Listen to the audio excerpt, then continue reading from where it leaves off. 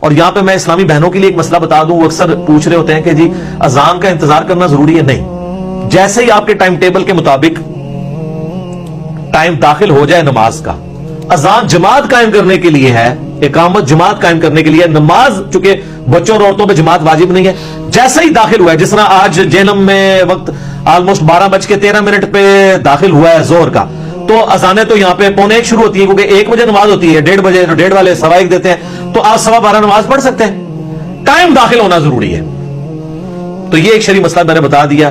یقین کریں عورتوں کی جتنی مشکل اور ٹف لائف ہے نا ہمارے سب کانٹیننٹ کے اندر, اس میں ان کے لیے یہ بہت آسانی ہے. نمازوں کو جمع بھی کریں, اور جمع کرنے میں کتنی آسانی ہے کہ زہر کا وقت 12:13 پہ شروع ہو رہا ہے اور مغرب جا کے 6:25 پہ ہو رہی ہے, تو ان 6 گھنٹوں کے اندر جس وقت بھی ان کو ٹائم ملے دونوں نمازیں جمع کر لیں.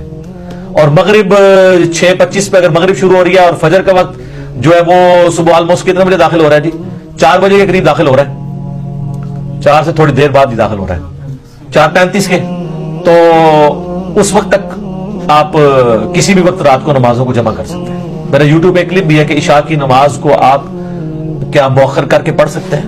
افضل یہ کہ آدھی رات سے پہلے پڑھ لیں, لیکن آپ فجر کا وقت داخل ہونے سے پہلے کسی بھی وقت پڑھ سکتے ہیں. الحمدللہ ہماری ویڈیوز کی برکت سے ہزاروں لوگوں نے نماز شروع کی ہے, جب ان کو یہ آسانی پتہ چلی کہ یار اصل نماز تو یہ ہے جس کا سوال ہونا ہے.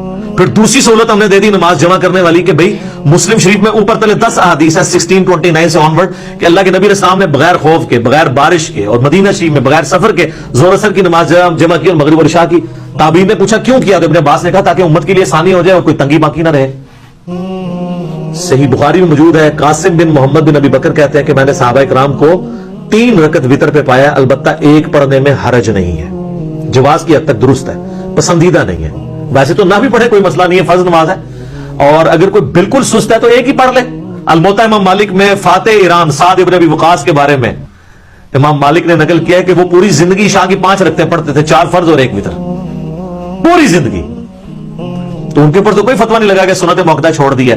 اچھا اب ہم یہ حدیثیں نکالتے ہیں تو یہ کہتے ہیں یار یہ عوام کے سامنے تو نہیں نکلنا کرنی چاہیے. سر عوام کے سامنے ہی تو کرنی چاہیے, خواص تو پہلے ہی اللہ کے فضل سے اتنی نمازیں پڑھ رہے ہیں, وہ تو پڑھتے رہیں گے. عوام الناس تو پڑھتی کوئی نہیں ہے, ان کو پڑھانے کے لیے باتیں کرنی پڑ رہی ہیں.